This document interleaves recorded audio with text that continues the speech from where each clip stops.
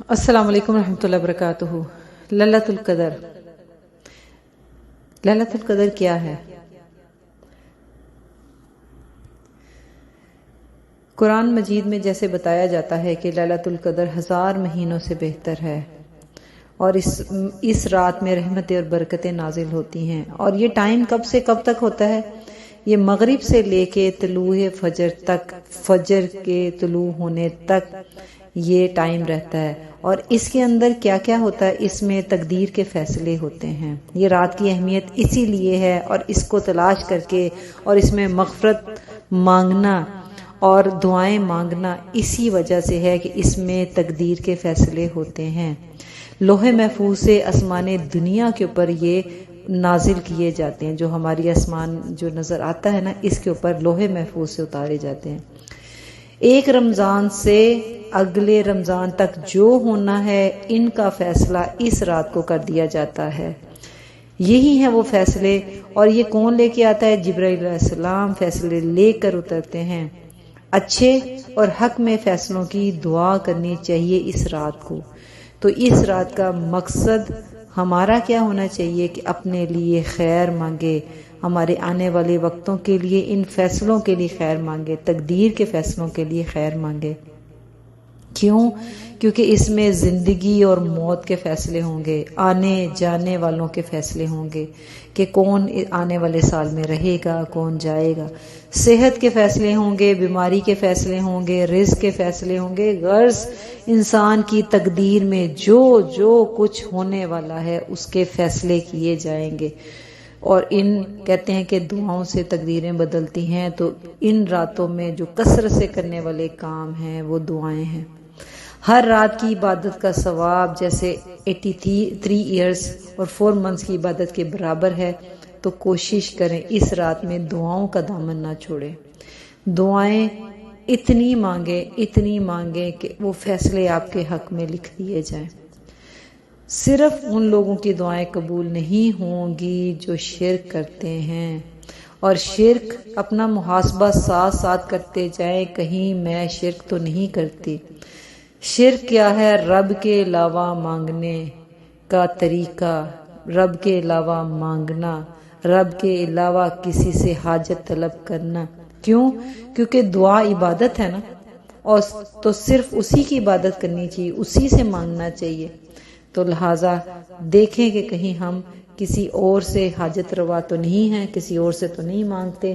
تو شرک سے بچنا ہے خاص طور پہ ان دنوں کے اندر۔ اور جس کی دعا قبول نہیں ہوتی وہ ہے ظلم کرنے والا، دوسروں کے اوپر ظلم کرنے والا۔ اب ظلم کے بارے میں ہم کہتے اپنے آپ کو سوچتے ہیں کہ ہم تو ظلم کرتے ہی نہیں، مگر کسی پہ تہمت لگانا بھی ظلم ہے، کسی کو ستانا بھی ظلم ہے، کسی کو معاف نہ کرنا بھی ظلم ہے۔ خطرے میں ایسے لوگوں کو ڈرنا چاہیے۔ ہم لوگ دنیاوی چھوٹی چھوٹی باتوں کے اوپر ایک دوسرے سے نفرت کر کے ایک دوسرے کو معاف نہیں کرتے۔ ایسے لوگ خطرے میں ہیں کہ لیلۃ القدر پا کے بھی محروم رہ جانے والے ہیں۔ تو کوشش کریں کہ معاف کر دیں، دل کو صاف کر لیں۔ اگر لیلۃ القدر کی دعاؤں کو پانا ہے، اپنے فیصلوں کو اپنے حق میں کرنا ہے، تو کوشش کریں کہ شرک سے بچیں اور ظلم سے بچیں۔ ہماری حال دیکھیں ہمارا کیا ہے، ہمارے گھروں کا حال دیکھیں۔ شوہر بیوی سے ناراض ہے، بیوی شوہر سے ناراض ہے، نہ وہ اس کو معاف کرتا ہے نہ اس کو معاف کرتی ہے۔ بیوی گھر چھوڑ کے چلی جاتی ہے، بچے باپ کو معاف نہیں کرتے، ساس بہو کو معاف نہیں کرتی، بہو ساس کو معاف نہیں کرتی۔ یہ سب کیا ہے؟ یہ ظلم کی ہی شکلیں ہیں۔ ہم کسی کو معاف نہیں کرتے، اصل میں ہم اپنے آپ کو معاف نہیں کر رہے۔ خود کو معاف کریں۔ جو ہم کسی کے ساتھ کرتے ہیں وہ اصل میں ہم اپنے ساتھ کر رہے تھے۔ کسی کو گالی دینا مطلب اپنے زبان کو گندا کر رہے ہیں۔ کسی پہ ظلم کرنا اصل میں خود پہ ظلم کر رہے ہوتے ہیں۔ کسی کو تکلیف دینا اصل میں ہم اپنے لیے آخرت کی تکلیفیں جمع کر رہے ہوتے ہیں۔ تو کوشش کریں لیلۃ القدر جو پانی ہے، اگر فیصلے اپنے حق میں کرنے ہیں، اگر بچنا ہے، اور یہ جو دعاؤں کی قبولیت کا راستے میں رکاوٹ بننے والی چیزیں ان کو دور کرنا ہے، تو ابھی سے اپنا محاسبہ کریں۔ دیکھیں کن کن لوگوں سے ناراض ہیں، معاف کر دیں ان کو، اور کوشش کریں۔ اور ساتھ میں پھر وہ دعا اللہم انک عفو تحب العفو فاعف عنی.